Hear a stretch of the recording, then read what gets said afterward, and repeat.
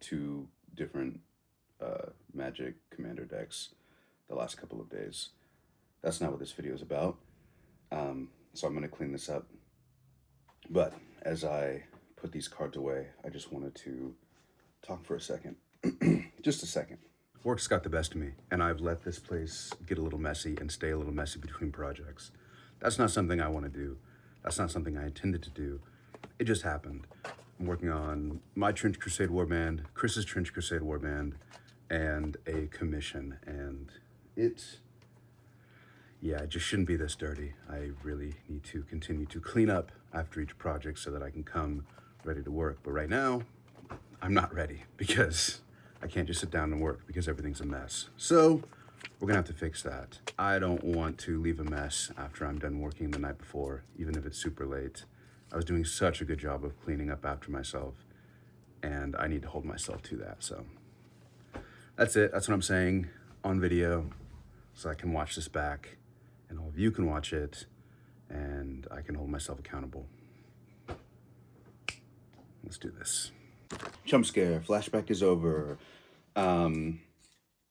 So this was the model that I was gonna paint next. This is my Castigator. I just picked that one up because it was next on the thing when I set them there. In total, I have 6 models. I knew that. And then in the last video, this was 1 of 6. So basically 1 out of 6 of my models for this warband have been painted. This one is finished. All right, so now I have 5. And like I said, I wanted to do the Castigator. I actually do like the way this guy is. I like that he's holding this thing. I'm not sure what it is. Let's get a closer look. All right, he's holding this whip, which I just made out of some wire that I spun together, and I'll fix that better.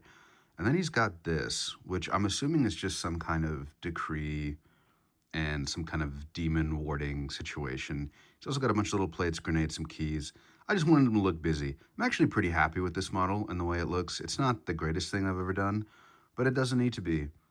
And honestly, I wasn't even sure I was going to include this model, the Castigator, the character, in my warband. So this was kind of like a bonus.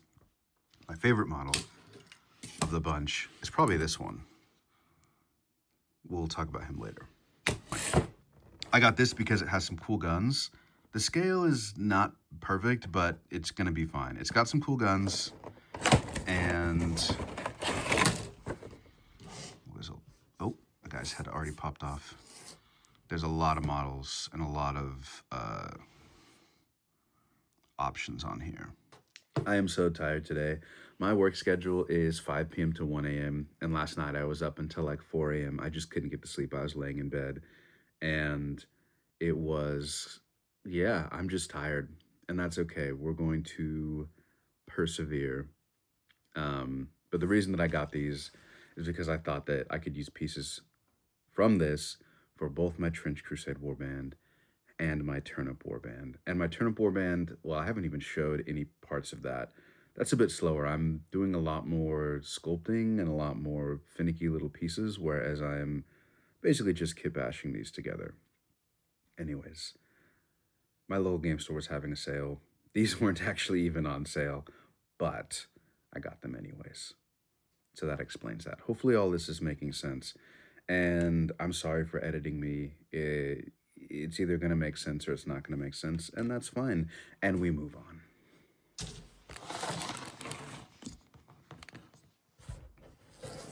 Poor little guy. Your head fell off.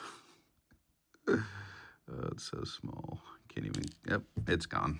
Okay, this little wire that I made for the whip is kind of annoying, so I'm gonna glue it down. It's frustrating me.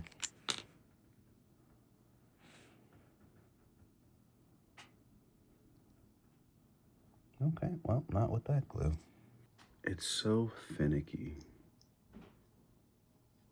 I just wish I could, like, push it down and it would stay. It doesn't really work like that.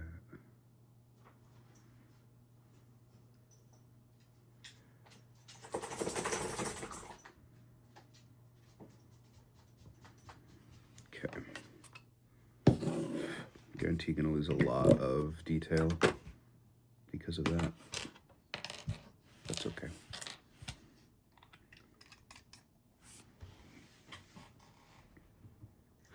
But now they don't move, so.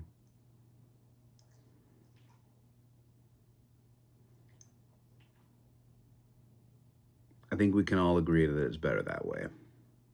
Yeah. Thank you. Now we paint.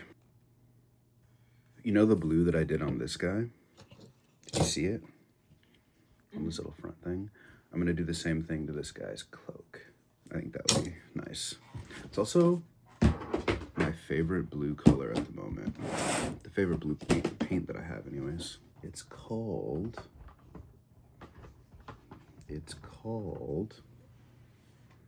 Ultramarine Blue. It's a good one. It's a good one.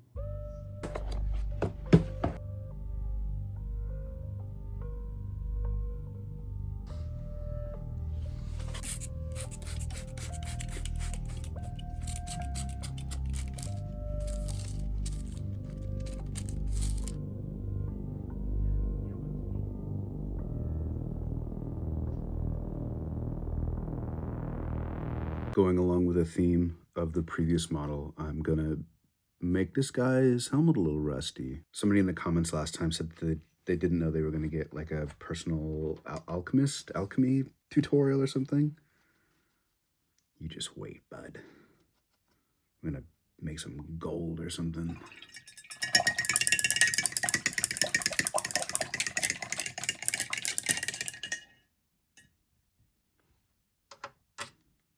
What?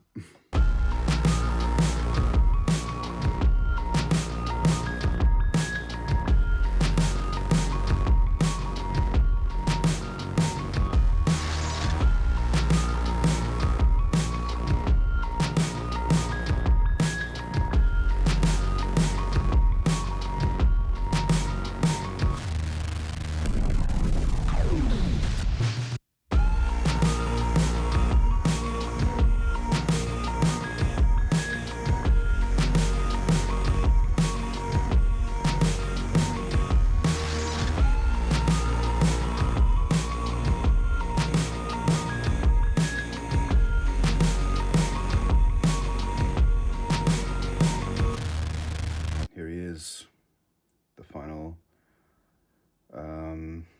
look of the Castigator.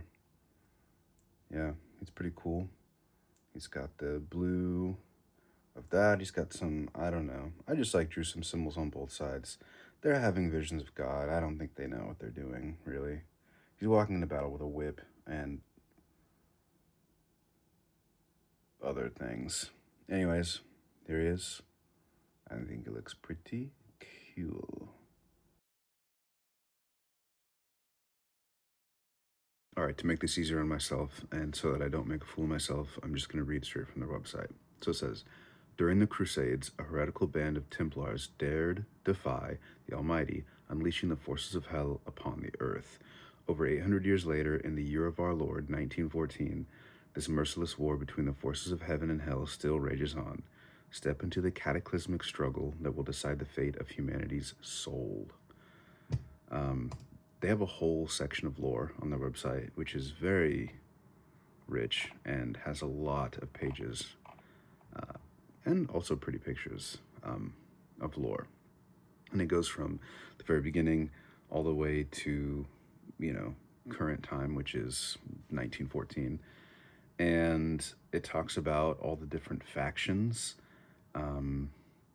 There's a few different factions that are worth noting. The Principality of New Antioch, the Trench Pilgrims, which is what my faction is, the Sultanate of the Iron Wall, and then there's the Heretic Legions as well.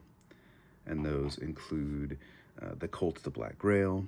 That includes the Cult of the Seven-Headed Serpent, which is what Chris's warband is. And, there's a handful of other things to be aware of.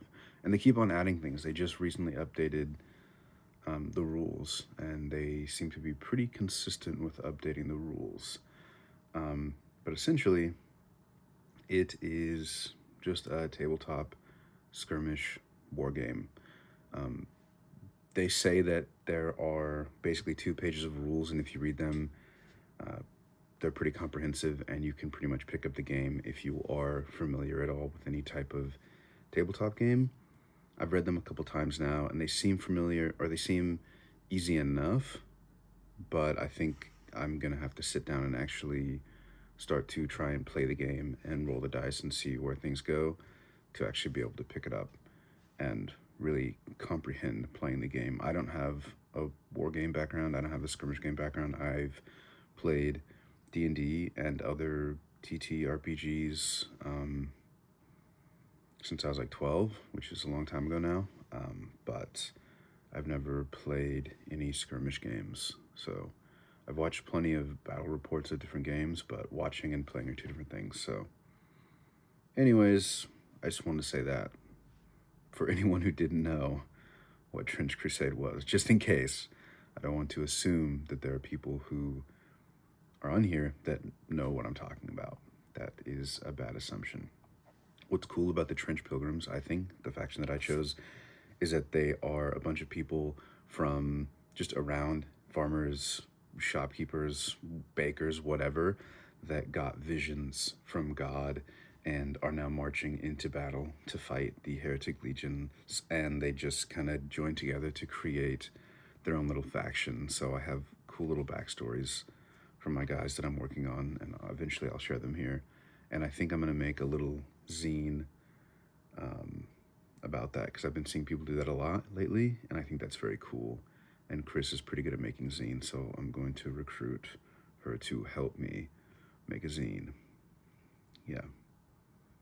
And I was thinking about doing a video about zines in general, because it's something that I've always loved doing, but I didn't really know how it related to this hobby or this channel. But I'm also trying to not hold myself back from just doing what I want to do with this channel. And if that includes working on zines and things outside of miniatures and models, then I think that's important for me to pursue.